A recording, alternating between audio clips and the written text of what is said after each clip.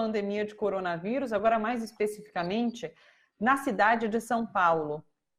Porque, olha só, deixa eu trazer dados de uma pesquisa recente que foi feita e que mostra que cerca de 3 em cada 5 moradores da capital paulista passariam a sair menos de casa e ficariam o mais isolados possível se recebessem informações oficiais de que o bairro ou a rua tem alta taxa de contaminação e mortes por causa da Covid-19. Algo que parece simples a princípio, mas talvez não seja para adoção por parte da prefeitura, por exemplo.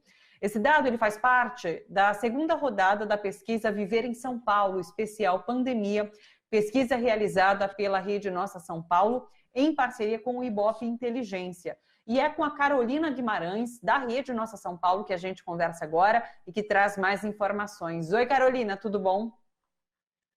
Tudo bom? Boa tarde a todos e todas. Exatamente, essa é a segunda edição da nossa pesquisa Viver em São Paulo. Ela foi a campo do dia 21 de maio até o dia 1º de junho, e essa pergunta ela é inédita. No seguinte, a gente não tinha feito essa pergunta anteriormente. E essa pergunta veio exatamente porque muitos movimentos estavam tendo dificuldade de receber esses dados de maneira descentralizada, e eles acreditam muito que esses dados poderiam apoiar, tanto em medidas para fortalecer o isolamento, né, e para as pessoas saberem melhor o que está acontecendo em sua própria região.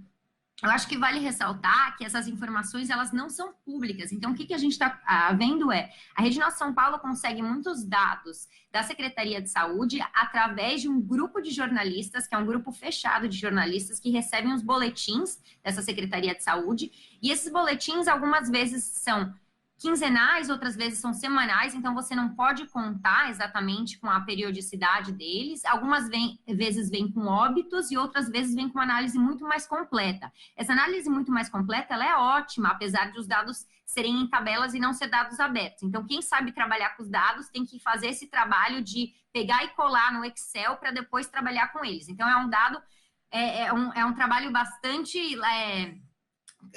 requer bastante esforço. E o tema é que, então, você não sabe quando ele vai sair e, muitas vezes, esses dados poderiam ser publicados de maneira pública, né, como deveria ser, porque a prefeitura, ela tem um compromisso com dados abertos e com a transparência, só com óbitos e casos por sub-região, região e distrito. Então, a gente acaba pegando de um grupo de jornalistas que foi criado em 2017, esse grupo, durante a gestão Dória, um grupo que tem um máximo de 250 membros, então, tipo, os jornalistas acabam criando outros grupos e repassando, como se fosse uma informação vazada no sentido que deveria ser pública. E eu acho que vale muito a pena reforçar que esse movimento, ele está super alinhado com o que aconteceu faz pouco tempo, quando o site, com os dados do Ministério da Saúde, Covid, a nível nacional, né, ficou desativo, e aí muitos movimentos reforçaram que a opacidade dos dados, elas custam vidas.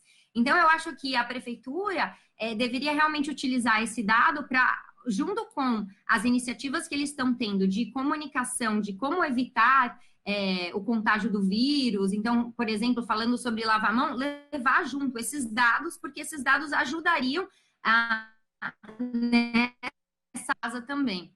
Então, eu acho que esse é um dado bastante importante para todos saberem, e que bom que a gente tem organizações da sociedade civil, como a Rede Nossa São Paulo e vários outros, que conseguem esses boletins e conseguem disponibilizar para a população como um todo, né? Porque senão a gente ficaria sem essa informação. Claro, até uma chamada para o poder público para que passe a disponibilizar isso, se quer ajudar na contenção das pessoas. Então, de fato, fica um chamado para o poder público. Agora, a pesquisa também traz algumas percepções da população durante esse momento de pandemia. E tem coisa muito interessante. Por exemplo, 87% dos entrevistados, quase 90% dos entrevistados, avalia que a pandemia deixou claro que a cidade de São Paulo precisa investir na redução das desigualdades. Então, quando a gente fala de fato que as desigualdades ficaram expostas nesse momento de pandemia, a pesquisa confirma tudo isso, né, Carol?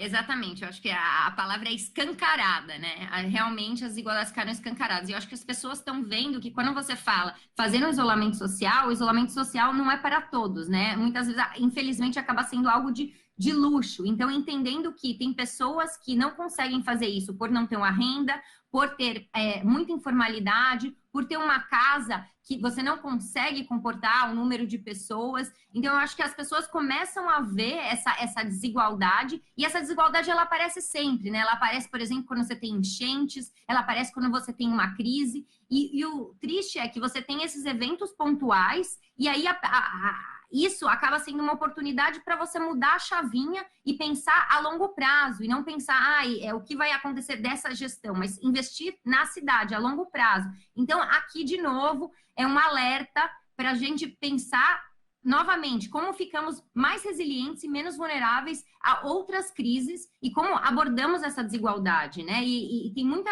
gente trabalhando sobre isso e dando esses caminhos. Então, seja por mais participação, orçamento descentralizado, aprovação de políticas públicas, por exemplo, o plano de habitação, que ainda não foi aprovado desde 2016. Então, tem muitos caminhos que podem ser feitos e espero que essa consciência coletiva realmente aponte mais um alerta para que as pessoas possam cobrar isso desses gestores públicos, né?